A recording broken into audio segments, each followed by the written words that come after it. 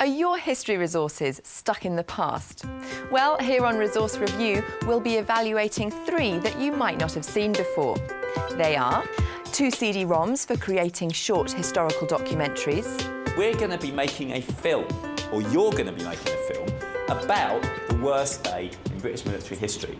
A series of history books for Key Stage 3. It does sort of make the children think about imagining what it was like if they were there, which is great.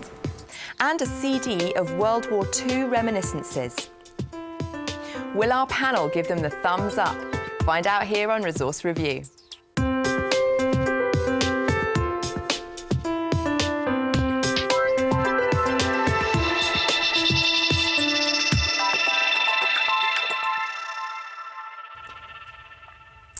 Joining us to recommend today's resources is Colin Hynson. Colin is a freelance educational writer. On the panel today, we have secondary history teacher and author Ben Walsh. Welcome, Ben. And joining Ben, we have Heather Scott. Heather is a history teacher and deputy head at Allerton High and chair of the Historical Association's secondary committee. Well, thank you all very much for coming. Colin, let's begin with your first choice of resource, which is a set of 2 interactive CD-ROMs from Film Education, History in Motion, one on the first day of the Somme and the other on D-Day. Now, presumably there are many interactive CDs available for secondary history. So what is it about these 2 that you like? Well, you're right. There are lots of interactive CDs for Key Stage 3 history. There's no doubt about that. What makes these particularly special as resources is it allows pupils to actually create their own history using the resources that are available in this CD-ROM, because what it does, it's a video editing suite, essentially. And what you do with this is you can put into that suite video clips, sounds, commentaries, which you can create yourself or from the CD, to create a newsreel. Well, thank you, Colin. Before we discuss it any further, let's go and have a look at this resource in action. We visited teacher Paul Drummond at Queen's Park Community School in London, and he was trying out the first day of the Somme with his Year 9 class.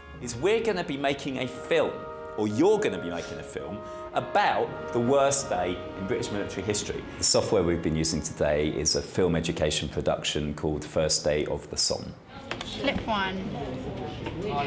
Brain shot. So what we've done is the students have had a look at the clips, and then they've chosen different sounds and different sound effects to go with the clips, and they've created their own 60-second long footage of the first day of the battle. There are some weaknesses to the package. I think the fact that the students kept finding it crashed, or they couldn't save their work apart from on their own machines. Now, whether that's a technical problem at our end, it's certainly a problem we had in setting up today's lesson. But my overall feel from the software, they were teething problems rather than inherent problems. The biggest improvement would be when we actually show the film, if the film would be a bigger size on the screen rather than the tiny little one now. I'm learning from this, like how people, what they went through and how World War I was and how much they suffered. I think the best thing about it was really good fun. They get to look at lots of different footage, original primary sources, and I think it triggered interest. There were a couple of projects going on within the school which this is directly relevant to, and 1 or 2 students were very, I'm going to use this, and this is something that I want to add to this project I'm doing. I will definitely use the package again, and we'll try and build it into our Year 9 schemes of work for next year. It's a really good package, and it's certainly an exciting way of looking at history.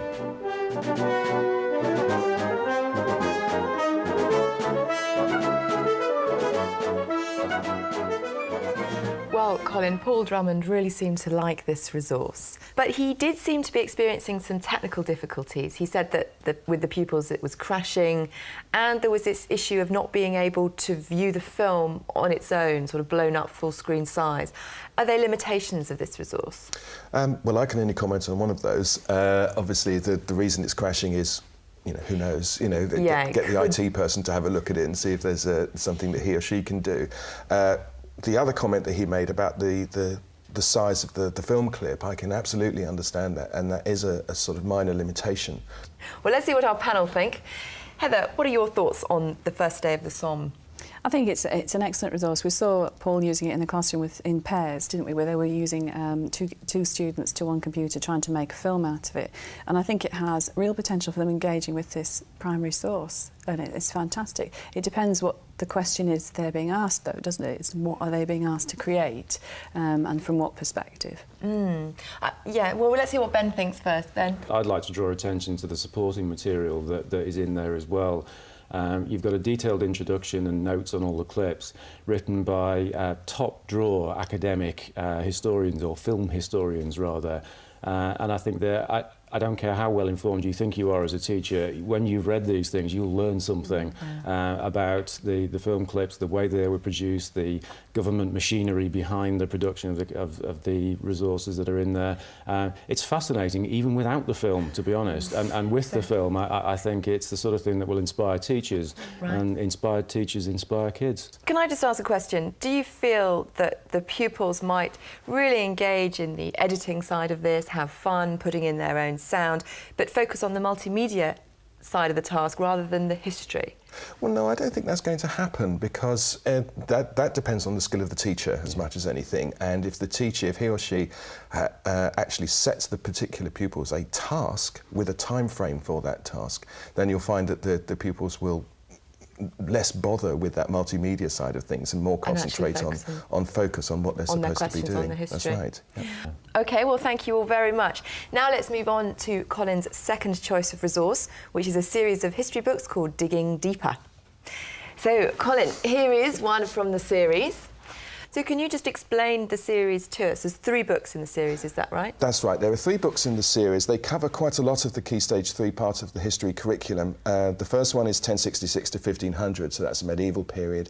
It then goes on to 1500, 1750, so the early modern, and then 1750 to 1900, so it covers the sort of Victorian period as well. OK, and what's the style of these books? The style of the books is that it concentrates really on 2 things. It concentrates on content and on historical skills, and then once you've established those skills with your pupils, you then go deeper into the book. Let's go and see what somebody else thinks of this resource. We went to Ackland Burley School, where Head of History Bonnie Morris told us what she thought about Digging Deeper.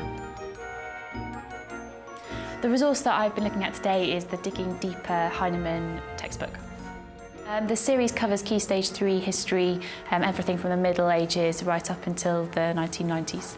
The book has a number of benefits. It's quite personal. They try and make it quite interesting. It's parts of history that perhaps other textbooks don't look at so much, sort of quirky parts of history that the students want to know about. It does cover those. It does have some great sources, some great illustrations, some quite funny ones. So it's slightly more empathetic perhaps than some textbooks have sort of veered away from, which is actually not a skill in the curriculum to be empathetic, but nonetheless something that actually kids really enjoy about history.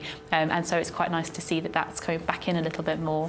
It also has a lot of sources, and wonderfully for a textbook, it sort of says where the source is from and goes into detail about that, which some textbooks seem to forget. So it's nice to see that they do try and help students when they're answering utility questions, actually sort of say where the source is from, when it was written, why it was written, which is a great relief. It's maybe not enough just on its own. I would almost think of it as a sort of a time out for the lesson, and it might help with sort of going back and looking at it, things in a bit more detail. I would need other textbooks to supplement it. It does, to quite a large degree, manage to sort of really capture the individual pupils' imaginations by the way it's writing the text. It does sort of make the children think about imagining what it was like if they were there, which is great.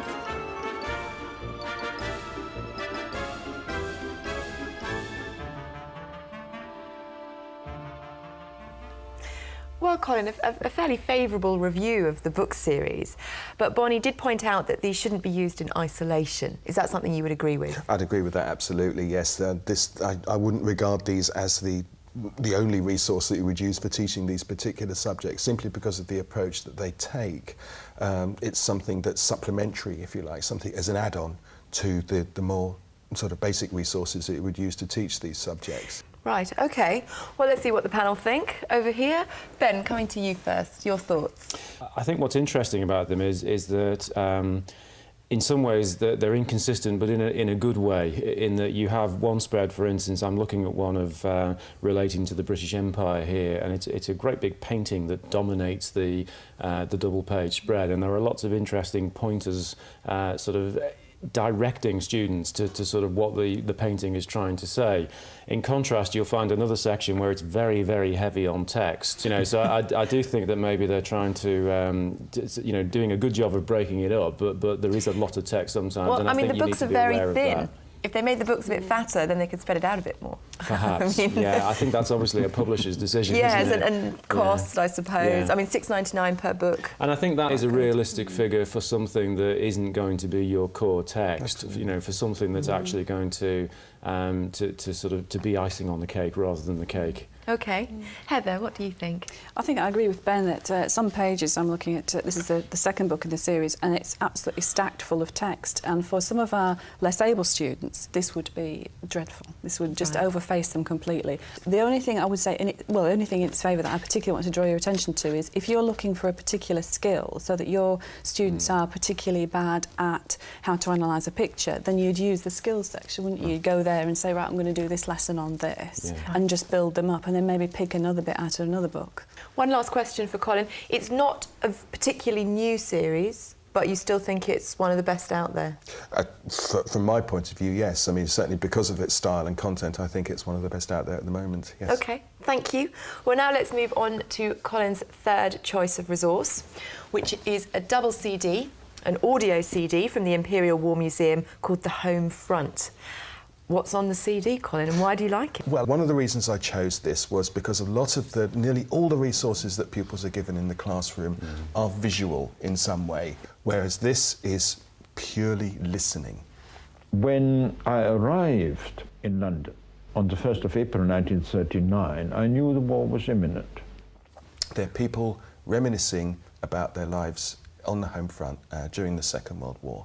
And so I chose it because it's actually a new way of learning about history, if you like, because pupils are encouraged to use a variety of sources. Right.